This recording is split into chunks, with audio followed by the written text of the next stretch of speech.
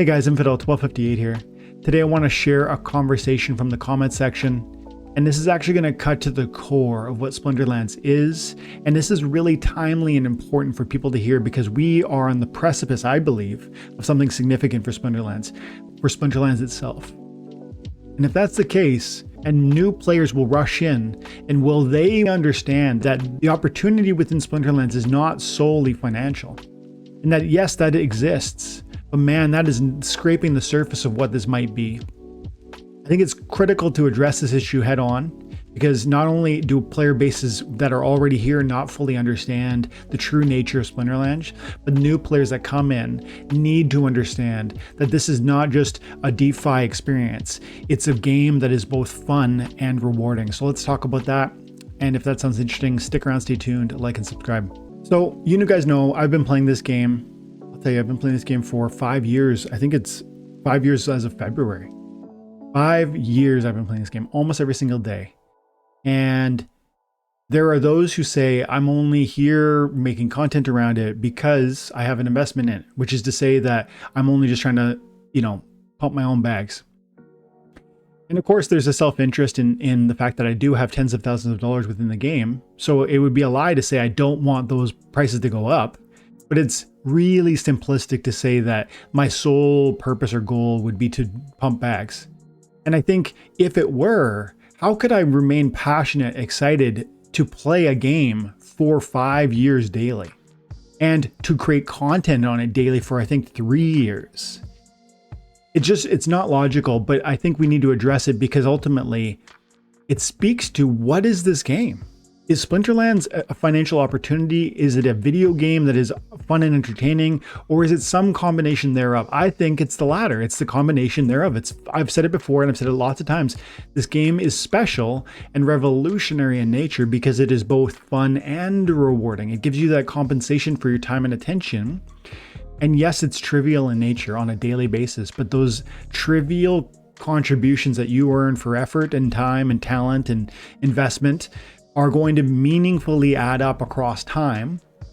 And then if I'm right about the bull market coming to Splinterlands and then this being cyclical and that, player bases will grow and tokenomics get exciting, I think that picture points to financial opportunity, but it's never consistent financial opportunity. So some people come in at bull tops and they leave at bare bottoms, and they come in and they get salty.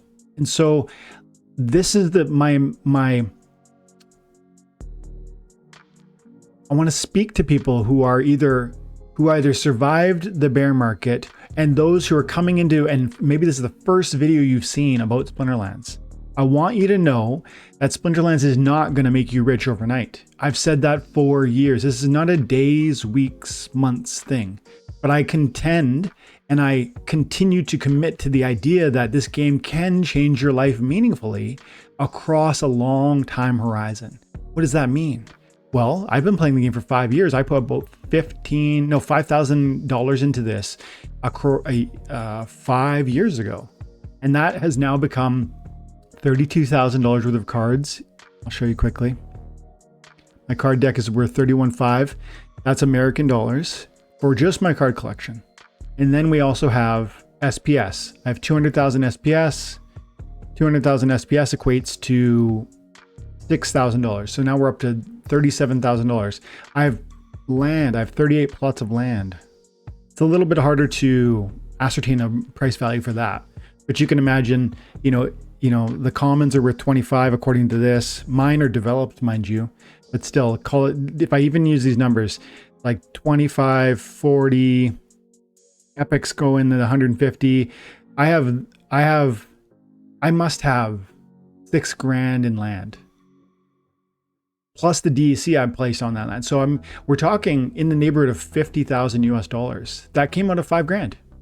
And so clearly there has been a story in the past where this game has given radical reward for those who were really invested. And I'm not the only one who enjoyed that. Here's the criticism that people will levy.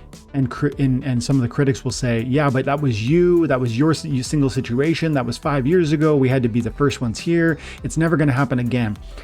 And you sorts of people, I want you to hear this. I hope this is convicting to those people who feel that message, who espouse that message. Like the people that say that sort of thing have said that sort of thing for 10 plus years with every cryptocurrency and every revolution and every equity market, stock that was, Amazon was slept on at one point, Apple was slept on at one point, Tesla was slept on at one point.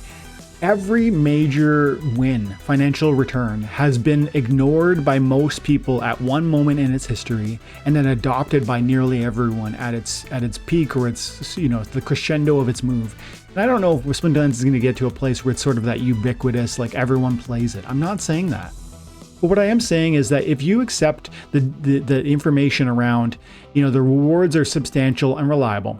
Reliable meaning like you're going to get them every single day if you play the game. And substantial meaning like you're actually accumulating tokens, whether they carry a huge dollar value or not. They're yours to keep and use as you see fit. And you add that to the fact that daily accumulation can be meaningful across time. Hundreds of thousands of SPS. If we look at winnings, for instance, in gold, by the way, I'm in gold modern. Last season, everyone talked about 5 SPS per gold battle. And now it's a little different depending on where you're at because of how they change things. But look, this is a gold level 1 win that I just had. And I think I'm just going to skip the battle.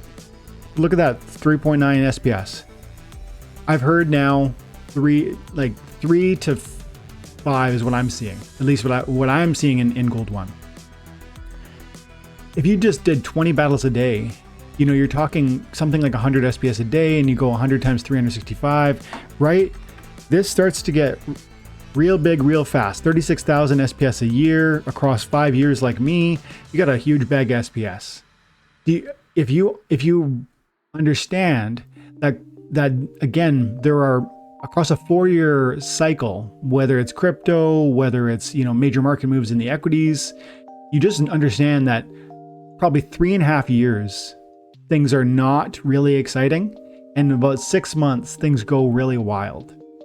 You have to know that most of the time you're going to be in the red.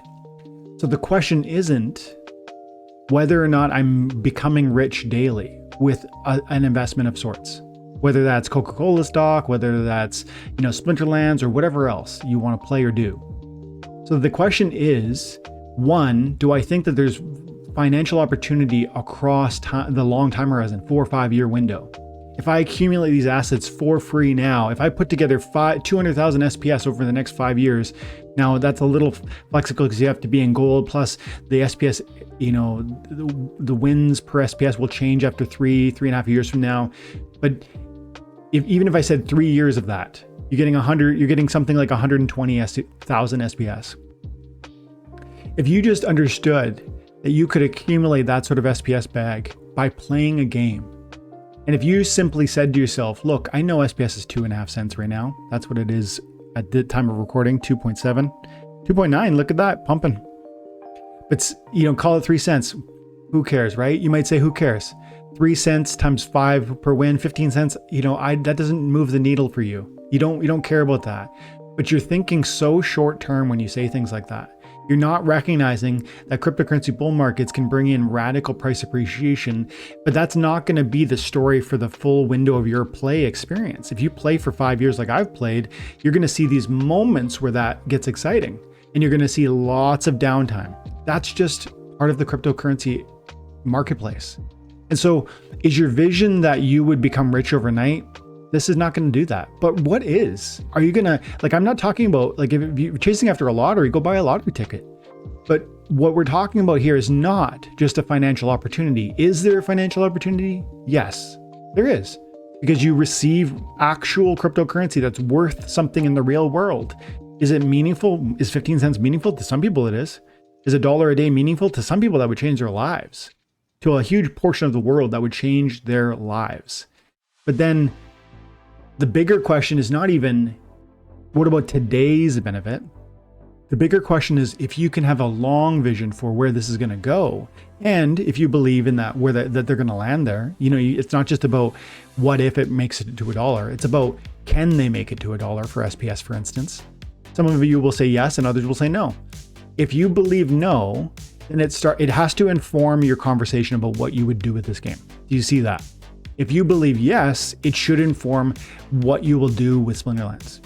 And drawing that distinction for yourself, not just accepting my word for it that I think we will get there, but actually asking the question for yourself based on the team, their past successes, their longevity, maybe their finances, their vision as they describe it within town halls.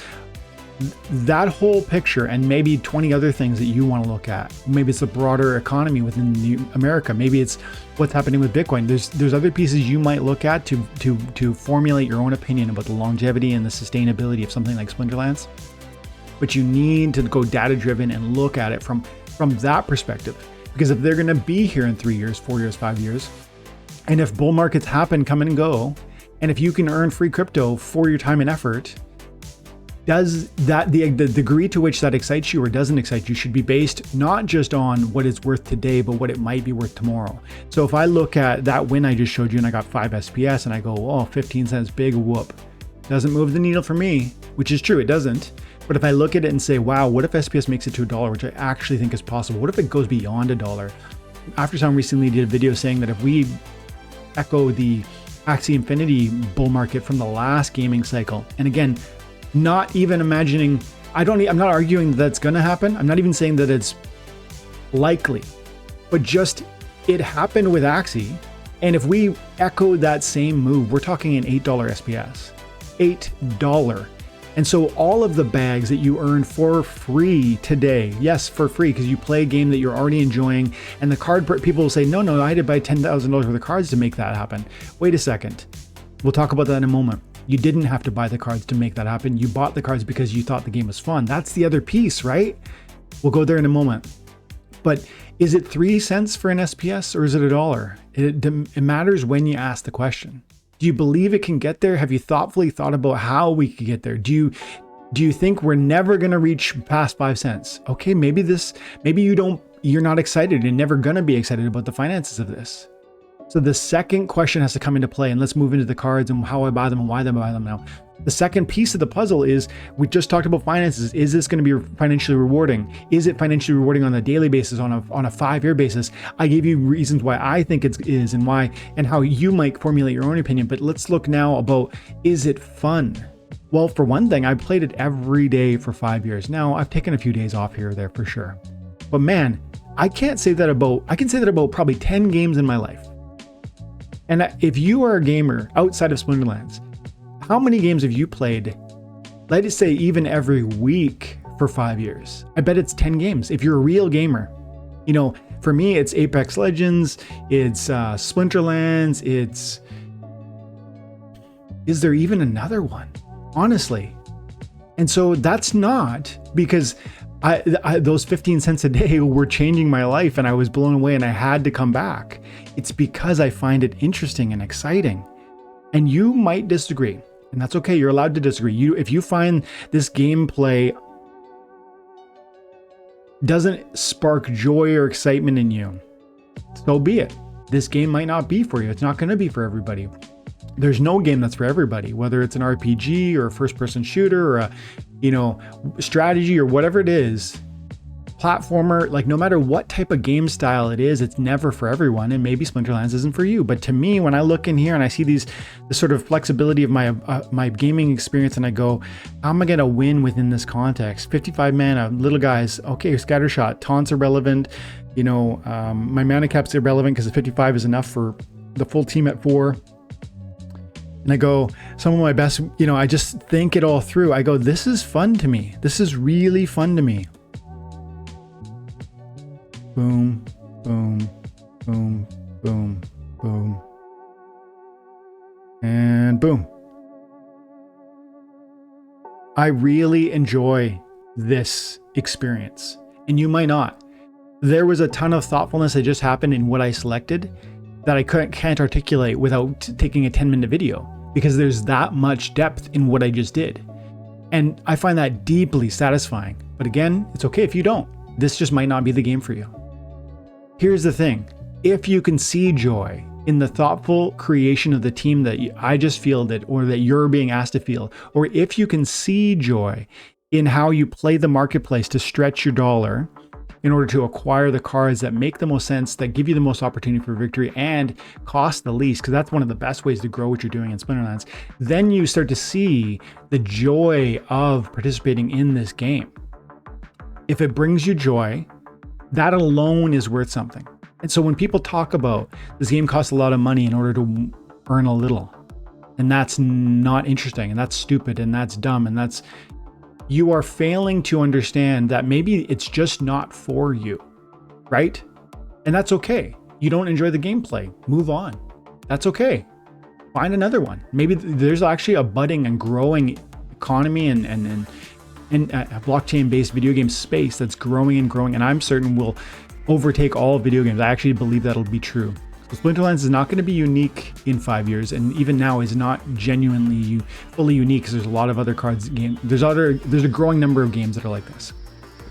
But it is unique in how it came out and how it's set itself up and how it survived bear markets and how, it has, I think, a unique opportunity to succeed as time goes by.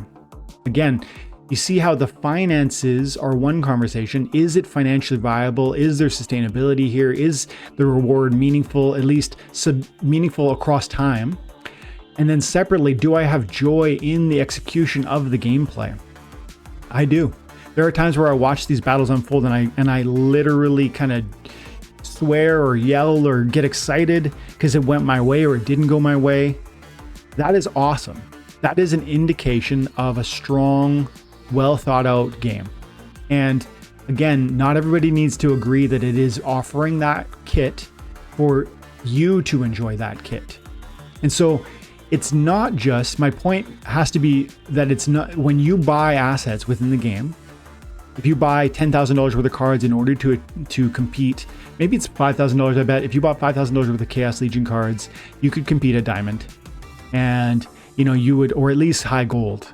And so people go, well, I'm not spending $5,000 to earn 15 cents a win. I totally understand that.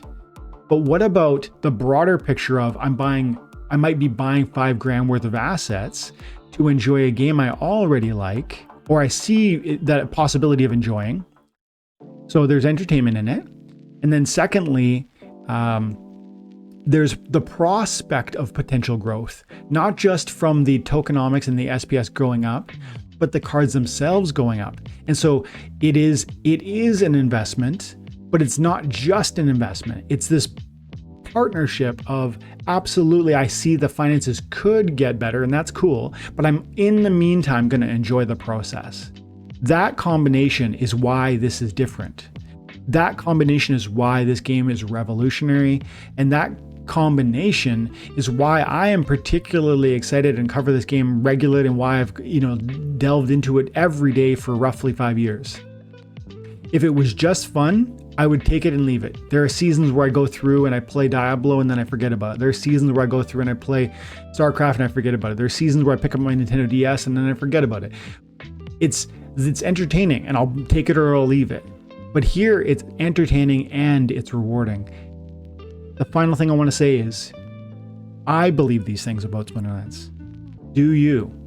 If you see that as true, that it's both fun and rewarding, then it's not about how much am I earning today with this game. It's about how much can I earn today for the minimal startup cost while enjoying the process and being satisfied with my purchases and never having to buy more than I feel I want, because I don't want to be forced to buy.